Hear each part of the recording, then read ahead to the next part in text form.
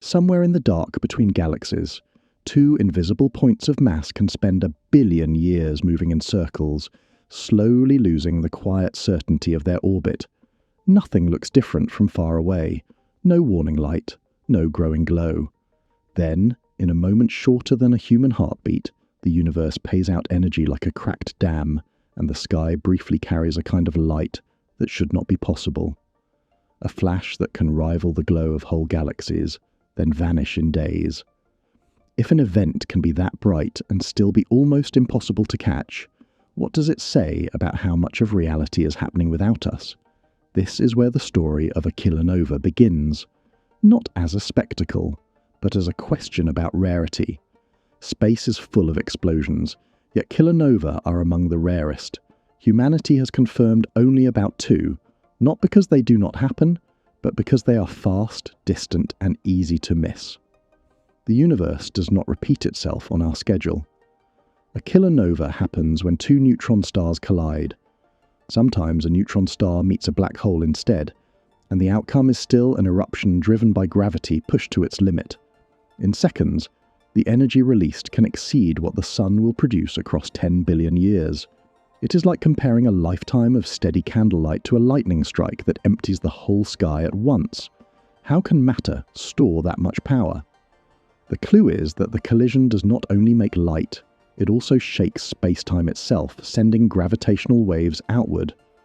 Scientists know these events are real because detectors on Earth can register that passing ripple, and telescopes can then chase the fading glow across the sky. Hearing first, seeing second, the universe speaking in 2 languages at once. And inside the debris, something even stranger happens. Under extreme neutron density, atoms capture neutrons rapidly and build elements heavier than iron. Gold, platinum, uranium. The metal in a ring and the heat inside planets can trace their ancestry to this violence. Destruction becomes a factory. If kilanovae are responsible for so much of what makes worlds complex, then the next question is unavoidable. What kind of object can pack a sun into a sphere only about 20 kilometers wide and survive at all? The object at the center of a kilanova sounds almost like a contradiction. A star that is already dead, yet still heavier than the sun. A sphere only about 20 kilometers wide, yet able to bend the space around it so strongly that even light has to fight to escape. If something like that can exist without collapsing into a black hole, what is it made of? A neutron star is what remains after a massive star dies in a supernova, when the core collapses and gravity wins almost completely. In that collapse, the star does not become ash or dust. It becomes a compact kernel, the collapsed core itself, packed so tightly that a single teaspoon of its matter would weigh billions of tons. It helps to picture the whole mass of the sun compressed into a city-sized sphere, not bigger than a small region on a map, yet holding more weight than any mountain range on Earth. How can ordinary atoms survive pressure like that? They do not, at least not in the form we recognize. Under such crushing gravity, electrons and protons are forced together until they merge, turning into neutrons. Matter is pushed past chemistry and into nuclear physics, until the star becomes something like a single giant atomic nucleus, scaled up to the size of a city. This is why neutron stars sit on a knife edge between normal matter and black holes. Add too much mass and the balance breaks. The question is not whether gravity is strong, but how long matter can resist it. That gravity is so intense, roughly 200 billion times stronger than Earth, that the surface behaves like an extreme landscape of curved space. A fall there is not like falling down a cliff. It is like falling into a deepening well where the ground itself pulls harder with every step. This matters because it turns neutron stars into natural laboratories, places where the laws of physics are tested in conditions no machine on Earth can reproduce. What happens to matter when it is pushed beyond every familiar state? Then there is magnetism. Many neutron stars carry magnetic fields trillions of times stronger than Earth. Fields so powerful they can twist charged particles and radiation into rigid patterns. Some spin hundreds of times per second, sweeping beams of radiation across space, like cosmic lighthouses, the objects called pulsars. Their steady pulses are not just a curiosity, they are evidence, telling scientists a dense object is rotating with astonishing stability, and hinting at the violence that created it. If a star can rotate that fast without flying apart, what does that say about its interior? Because the interior is still a mystery.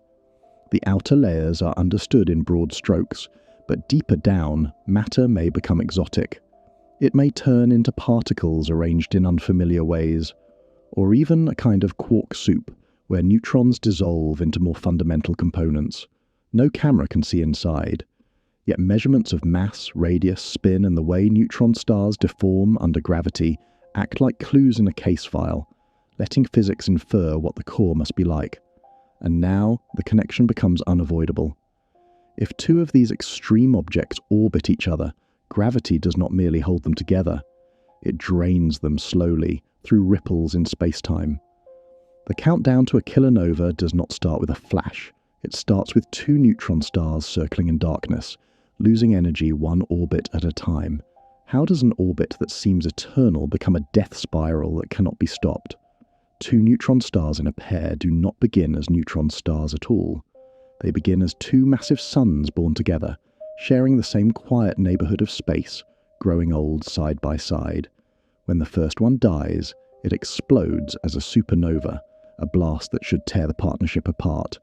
Yet sometimes the system holds. Gravity keeps the survivor bound to the new compact remnant, as if the universe has decided the story is not finished yet. Then the second star dies too, and once again the system can survive the violence, leaving two neutron stars locked together like heavy stones tied to the same invisible rope. From far away, nothing about this looks urgent. The pair simply orbits. Days become years, years become millions of years, and still they circle. In some cases, the orbit continues for billions of years, longer than complex life has existed on Earth. This is what makes the coming catastrophe so unsettling. The countdown is slow enough to feel like permanence, but every orbit has a cost. As the two dense objects swing around each other, they disturb space-time itself, sending gravitational waves outward. These waves are not light. They do not shine. They carry energy away silently like a leak so small it cannot be seen, yet so steady it cannot be stopped. Scientists know this slow draining is real because some binary pulsars change their orbital timing exactly as expected, their pulses arriving a little earlier, year after year, a cosmic clock revealing a hidden loss. So the orbit shrinks. At first, the change is almost nothing, like watching a glacier move. The stars spiral closer imperceptibly slowly, and the universe seems patient. Yet patience is not safety. The spiral is inevitable because the energy lost to gravitational waves cannot be recovered. What looks like a stable dance is actually a surrender. As the gap closes, the pace changes. The final approach happens at a significant fraction of the speed of light. The orbital rate climbs until the pair can whirl around each other dozens of times per second. Imagine two city-sized spheres, each heavier than the sun, circling so fast that the space between them becomes a storm of gravity. Space-time begins to distort violently, not as a metaphor but as geometry. Distances, time, even the definition of a straight line start to bend under the strain. This is the terrifying elegance of the death spiral. It is unstoppable, and it is quiet right up until the last moments. For millions of years the system whispers, and then suddenly it begins to shout. By the time the orbit has sped up into a blur, there is no decision left to make. The universe has already committed to the collision, and that is the question that pulls everything forward. If two neutron stars can spend eons drifting toward disaster, what happens in the final seconds when gravity stops being a slow influence and becomes a direct force tearing crust from core? What does a last orbit look like when the collision is only milliseconds away? The last orbit does not end like a slow closing of distance. It ends like a structure giving way. For most of their shared lifetime, the two neutron stars were separated by space, wide enough to feel safe. Then, in the final seconds, gravity stops being a gentle pull and becomes a direct tearing force. The crust of each star, a rigid lattice of nuclei, begins to crack under stress, like the surface of a frozen lake that can no longer hold its own weight. Those fractures matter because they are the first sign that the stars are no longer intact objects. They are becoming raw material. As the gap collapses, their magnetic fields collide too. Each star carries an enormous field, and when those fields twist together, they do not simply add. They knot, snap, and reconnect, dumping energy into the surrounding plasma. A useful mental image is two giant invisible springs being wound tighter and tighter until they suddenly release. That release can help drive violent outflows, and it helps explain why the final moments are not only about gravity, but also about electromagnetism. If magnetic chaos can reshape the energy flow, what else is being thrown outward with it? Then the real ejection begins. Matter is ripped from the stars and hurled away at relativistic speeds, fast enough that ordinary intuition fails. It is not a gentle shedding. It is a spray of neutron-rich debris, flung outward by tidal forces and shock heating, carrying the ingredients for the heavy elements that will be forged in the aftermath. This matters because the kilanova glow depends on this escaping material. No ejector, no luminous signature, no chemical gift to future planets. How much matter escapes and in which direction changes the entire story of what observers will later see. At the same time, space-time ripples like water struck by a stone. The gravitational waves climb in frequency and strength until they peak in a final chirp, a brief rise that marks the last stable orbit and the moment of impact. The collision itself lasts only milliseconds, yet the power released can rival the combined light of galaxies. In those milliseconds, matter and energy blur together, under conditions that exist nowhere else. And then, from the chaos, a jet can form. A short, gamma-ray burst may be launched, a narrow beam of radiation powered by the newborn remnant and its surrounding disk. It is easy to imagine this as a cosmic searchlight switching on for an instant, but only observers aligned with the beam will see its full intensity. That selective visibility is part of the mystery. How many kilanova have happened unseen simply because the universe was not pointing them at us? This is the birth moment of the kilanova. But the collision is only the start of what we can learn, because now there are two messengers leaving the scene, gravitational waves and light, carrying different clues. If the universe can be heard and seen at once, what new kind of astronomy becomes possible? When the collision happens, the universe sends two signals from the same source, but they do not feel the same to us. The first messenger is not light at all. It is a vibration in space-time, a gravitational wave, spreading outward in every direction. By the time any glow becomes visible, that ripple has already passed through Earth, stretching and squeezing space by less than the width of an atom. It sounds impossible, and it almost is. Scientists know it is real because laser interferometers can measure tiny changes in distance between mirrors, turning a passing wave into a pattern that can be matched against predictions, like identifying a fingerprint at a crime scene. If space-time can carry information before any photon arrives, what else has the universe been telling us in silence? Then comes the light, but not as a single flash. The aftermath speaks in layers. Gamma rays can arrive first, produced when a narrow jet forms and punches outward. After that, optical and infrared light rises as the ejected neutron-rich debris expands and cools, glowing as newly formed radioactive elements decay. Later still, radio emission can appear when the outflow plows into interstellar gas, like a fast boat building a widening wake. Each band matters because it reveals a different piece of the same event: energy, matter, geometry, and time. This is what astronomers call multi-messenger astronomy. It is not just using different telescopes, it is using different senses. Gravitational waves let scientists hear the masses, the orbital speed, and the distance, because the waveform carries those numbers encoded in its shape. Light then tells where the event happened on the sky and what kind of material was thrown out, because spectra and fading rates reveal chemistry and expansion. Together, they turn a fleeting explosion into a solvable case. This partnership also tests a deep idea. The timing between the gravitational signal and the electromagnetic signal allows checks on how gravity propagates and whether it behaves as general relativity predicts under extreme conditions, and it changes the practical hunt. Without gravitational waves, most kilanova would fade before anyone knew where to look. With them, observatories can pivot quickly, searching a narrowed patch of sky before the glow disappears. That shift has already rewritten astronomy. It turns chance sightings into coordinated pursuit, and it turns a single event into a global investigation.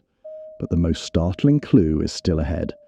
If the light is powered by freshly made heavy elements, then the glow is not just an ending, it is evidence of creation. So, what exactly is being forged in that expanding debris, and how much of it can one collision make? A kilanova is not only an explosion you can witness, it is an event that manufactures matter. Inside the expanding debris, the universe runs a process that ordinary stars cannot sustain. To build elements heavier than iron, nuclei must capture neutrons faster than they can fall apart. That is the rapid neutron capture process, and it needs a blizzard of free neutrons so dense that for a moment, the usual rules of element making are overwhelmed. Picture a workshop where parts arrive faster than hands can assemble them, forcing the build to happen in one frantic burst. This matters because without that burst, the periodic table would end early, and rocky worlds like Earth would be missing many of their most useful ingredients. A normal star cannot do this, not for long. Stellar cores confuse lighter elements step by step, but past iron the energy bookkeeping changes, and fusion stops being a profit and starts being a cost. A kilanova bypasses that limitation by using raw neutron density as its fuel. In seconds, gold, platinum, and uranium can be forged, not slowly over ages, but almost instantly, as if the universe practices alchemy at the speed of catastrophe. And the scale is difficult to accept. Models and observations suggest that a single merger can create huge amounts of heavy elements, sometimes described as multiple Earth masses worth of gold and similar metals, mixed into a broader cloud of freshly made nuclei. It is like turning two city-sized objects into a moving chemical factory, then dumping the entire output into interstellar space. Why does that matter to anything beyond astronomy? Because those atoms do not stay in the void. They spread through their galaxy, seed future gas clouds, and eventually become part of new stars, planets, and crusts. This is the strange intimacy of cosmic history. Every gold ring is a fossil of violence. The beauty is real, but so is the origin. The universe had to break something unimaginably dense to make something delicate enough to wear. If the kilanova is the factory, the next question is the shipping route. After the flash fades and the elements are launched outward, what exactly remains at the center, and does the universe leave behind a black hole or something even more unstable? After the light begins to fade, the real question is what the collision left behind. Two neutron stars do not simply vanish. Their mass, their spin, and their violence have to settle into a single object, and nature has only a few possible ways to do that. Sometimes the merger produces a black hole almost immediately. If the combined mass is too high for any neutron star to support itself, collapse is inevitable, and it can happen in seconds or within hours as the remnant loses support and stability. An intuitive image is a spinning top that looks steady until it slows by a tiny amount, then suddenly tips and falls. This matters because the moment a black hole forms, it changes how energy escapes, what radiation is produced, and how long the system can keep powering any afterglow. Around that newborn black hole, a disk of hot debris can remain. The disk feeds the hole, and that feeding can power narrow jets that move near the speed of light. If one of those jets happens to aim toward Earth, it can produce the brief gamma-ray burst that sometimes accompanies a kilanova, like a flashlight beam cutting through dust, visible only from the right angle. It matters because the jet is not just a side effect, it is a clue about the geometry of the collision and the engine still operating after the impact. But not every merger becomes a black hole right away. Sometimes a hypermassive neutron star forms first, an object spinning so fast that rotation temporarily holds gravity back. Imagine a weight held above the floor only because it is being spun on a string, stable for a moment, doomed the instant the spin slows. In that brief survival, magnetic fields can become even more intense and drive fierce radiation and winds, reshaping the debris and altering how the kilanova light evolves. Eventually, gravity usually wins and the object collapses, turning delayed tension into a final surrender. What remains is not only a compact object. Space-time itself has been permanently altered. Gravitational waves have carried energy away, and the remnant continues to influence its surroundings for ages, through gravity, through motion, through the heavy elements it helps scatter. The aftermath can reshape the local galactic environment, not with a single flash, but with long consequences. The next kilanova is not a question of possibility, it is a question of timing. In an average galaxy, a kilanova may happen only once every 100,000 years. That sounds like a sentence that should end the search, but the universe does not contain one galaxy. It contains trillions. Statistically, somewhere out there, a pair of neutron stars is spiraling inward right now, already committed to its final orbit, already sending gravitational waves into the dark. The only uncertainty is whether our instruments will be listening at the right moment, and whether our eyes will turn fast enough to catch the fading light. This hunt depends on luck, but it also depends on preparation. Detectors such as Laser Interferometer, Gravitational Wave Observatory and Virgo are built to listen continuously because the signal does not announce itself in advance. A kilanova bright enough to see can still fade in days, so the difference between discovery and silence can be a single night of clouds or a delayed alert. That urgency changes the culture of astronomy, turning solitary observation into coordinated pursuit across the planet. The search is also expanding outward in time. The Laser Interferometer space antenna will listen from space, sensitive to different gravitational wave frequencies, extending the range of what can be detected and how early a system can be tracked. The James Webb Space Telescope can follow the infrared afterglow that lingers when visible light fades, letting scientists read the cooling debris like a slowly dimming signature. Each upgrade does not merely add distance, it adds detail. Mass estimates sharpen, ejector measurements improve, and the story of element creation becomes less of a guess and more of a reconstruction. And every event has the power to rewrite the narrative again. A closer kilanova could reveal whether neutron star interiors hide exotic matter, how jets truly form, and how much gold and uranium the universe can forge in one collision. The universe still has secrets left, but for the first time, humanity is not just staring into the dark, it is listening. So the final question returns, deeper than it began. If the atoms in our world were built by rare, distant catastrophes, then what will it mean when the next one arrives and we hear it coming before we ever see the light?